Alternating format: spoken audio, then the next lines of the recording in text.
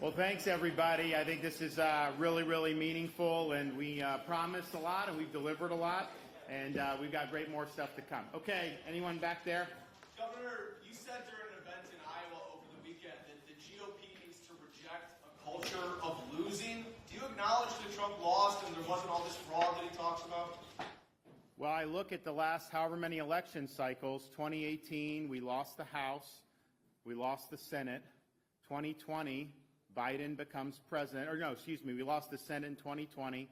Biden becomes president and has done a huge amount of damage. Very unpopular in 2022. And we were supposed to have this big red wave. And other than like Florida and Iowa, I didn't see a red wave across this country. And so I think the party has developed a culture of losing. I think that there's not accountability. And I think in Florida, we really showed what it takes to not just win big, and then deliver big. And ultimately, when you're doing all this, what results are you producing for people? That's really what matters. You can sit there and talk about cable news, social media, all these other things that people are fixated on. And for me, it's like, okay, what's that true north? You obviously got to win, otherwise you don't get a ticket to the dance. But once you do that, how are you going to be able to actually bring about big change to make people's lives better? Next, yes.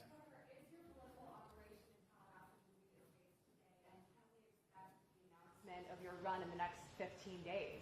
So we have different stuff, as you know. We've had a lot of folks. I mean, when I became governor, I basically disbanded the entire political operation, and we just did that stuff, which was fine, and we did a lot of good stuff.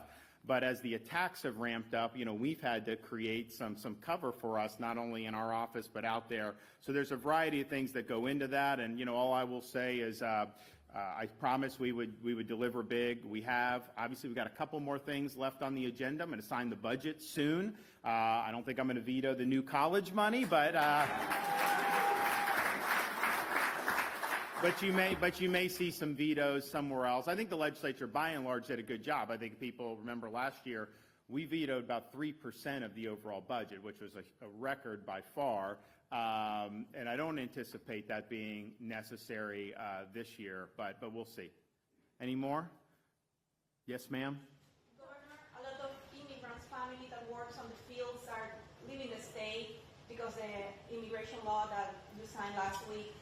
What do you have to say to those ones that are worried that there will not be enough workers picking up the fruits on the field or working on a lot of construction work sites?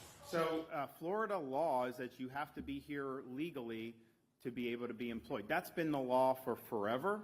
And so when we have something like an E-Verify, that's a tool to make sure that longstanding Florida law is enforced. And I think that that's important. You can't build a strong economy based on illegality.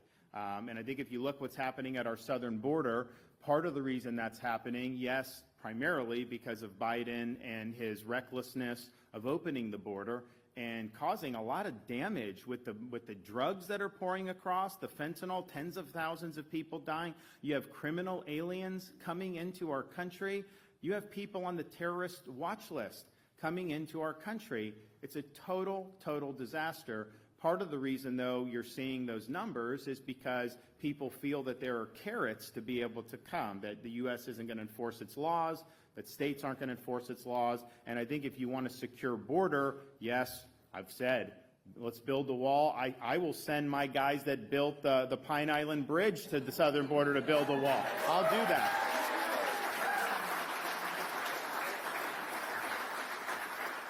I think it's important. We'll do that. And there's other things that need to be done. But part of the idea is, I think, what people have found is, and there's people coming from all around the world going through that Mexican-U.S. border. What they've basically been told is, if you come illegally, you're going to get like a piece of paper to come to a court date 3 or 4 years into the future.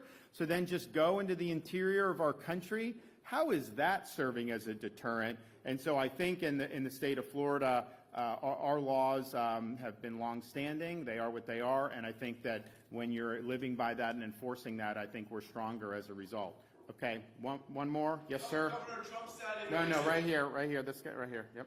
Do you have any idea who you're going to replace Nancy Beard with as the Sarasota County Commission? Not yet.